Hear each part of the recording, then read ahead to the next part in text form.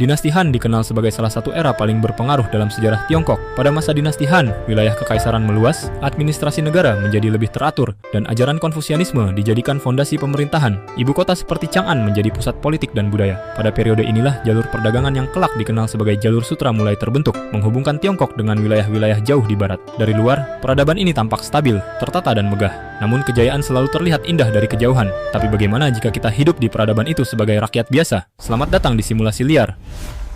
Kamu lahir bukan di istana, bukan di keluarga pejabat, tapi di desa kecil yang tanahnya diwariskan turun-temurun. Di kekaisaran ini, hidupmu bukan sepenuhnya milikmu sendiri. Negara melakukan sensus, mencatat keluarga, tanah, dan hasil panen. Namamu mungkin tidak terkenal, tapi keberadaanmu tetap dihitung. Sebagian besar rakyat pada masa itu adalah petani, jadi kemungkinan besar hidupmu akan berputar di ladang. Kamu menanam gandum atau millet, menunggu musim, mengamati langit. Panen yang baik berarti keluargamu bisa makan dan membayar pajak. Panen yang buruk tidak serta-merta menghapus kewajiban. Pajak biasanya dibayar dalam bentuk hasil bumi atau tenaga kerja. Dan kewajiban itu tetap ada bahkan ketika alam tidak bersahabat. Dari sinilah kekaisaran menjaga dirinya tetap berdiri. Stabilitas tidak datang begitu saja. Laki-laki dewasa sering diwajibkan menjalani kerja negara dalam jangka waktu tertentu, membangun jalan, kanal, benteng, atau menjaga perbatasan. Menolak bukan pilihan yang ringan, karena hukum pada masa itu dikenal tegas dan memberi sanksi nyata bagi pelanggaran. Di atas semua itu, ada tatanan moral yang dijaga. Ajaran Kongzi dijadikan fondasi nilai negara. Kamu diajarkan untuk menghormati orang tua, setia kepada keluarga, dan patuh kepada atasan. Harmoni dianggap lebih penting daripada perlawanan. Dalam struktur seperti ini, setiap orang punya tempatnya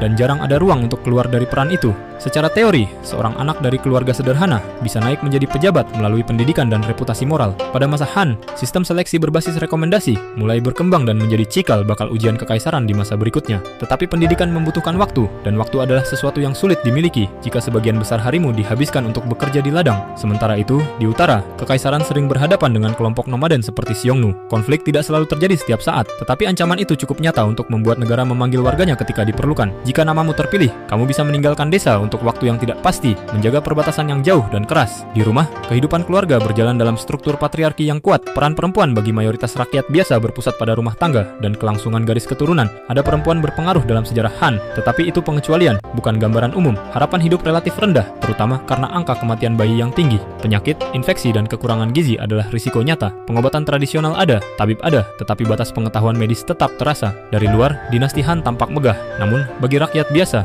kejayaan itu terasa jauh dari kehidupan sehari-hari. Yang kamu rasakan adalah musim tanam, pajak tahunan, kerja wajib, dan kewajiban kepada keluarga. Bukan tentang kejayaan kekaisaran, tetapi tentang memastikan keluargamu tetap hidup hingga musim berikutnya. Cina kuno pada masa dinasti Han memang stabil dan berpengaruh. Tetapi jika kamu lahir sebagai rakyat biasa, hidupmu kemungkinan besar adalah tentang bekerja, patuh pada tatanan, dan bertahan di dalam sistem yang jauh lebih besar daripada dirimu sendiri.